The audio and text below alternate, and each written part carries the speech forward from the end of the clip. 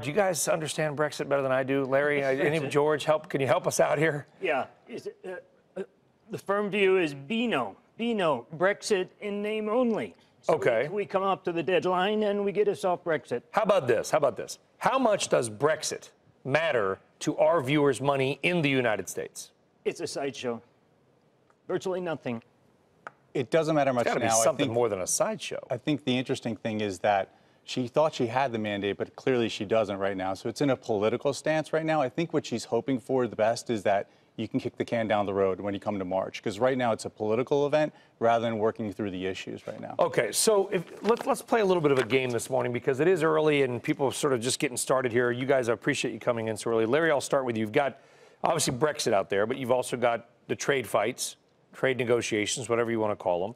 You've got the president. You've got, of course, the Supreme Court stuff that's going on, the political stuff in Washington, D.C., but you also have the Federal Reserve and a meeting and a likely rate hike tomorrow. Of those things, what would be the most important, or something else, for our viewers' money and investments?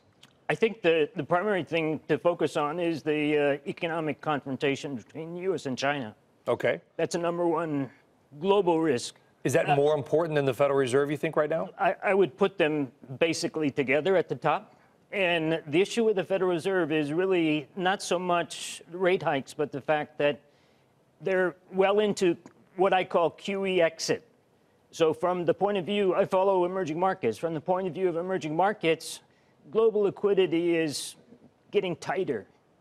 And that's a negative for anyone who's got money in emerging markets has to look very carefully at their portfolio for that reason. George, agree or disagree? Well, I think that I clearly agree we're moving from QE to QT, or quantitative easing from quantitative tightening.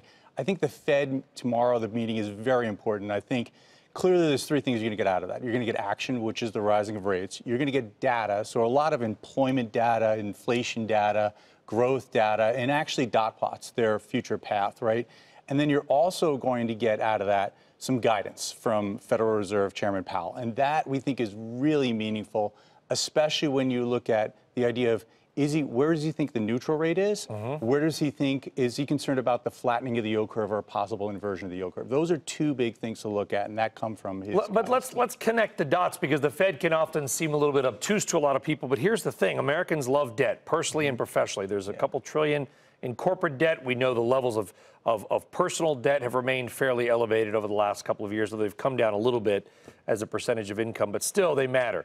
And so if we see China, as some retaliatory moves, start to dump treasuries, as some numbers have shown that they have, interest rates may go up, the Fed raise. So all of a sudden we got the Fed in China spiking interest rates on an already heavily indented U.S. population.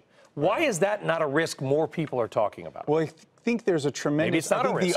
I think the other side of that equation, so you're talking about the supply dumped on the market. I think the other part of the equation is there's tremendous demand for this debt. If you think about the interest rates right now and where they stack up globally, not just domestically here, which is very attractive, but globally it would be even extremely more attractive. So I think there is a little bit of a ceiling as to how high they can go.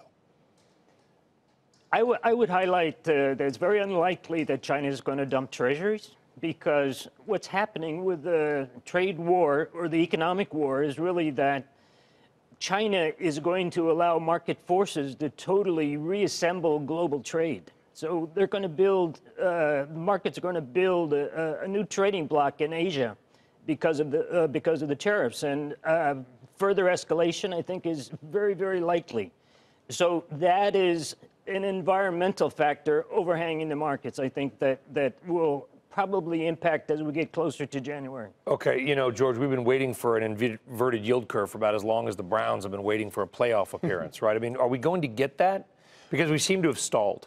Yeah. And so many people were worried about it. Do you think we'll get the 2-year yield going up above the 10-year yield? Is that going to happen? We hope not.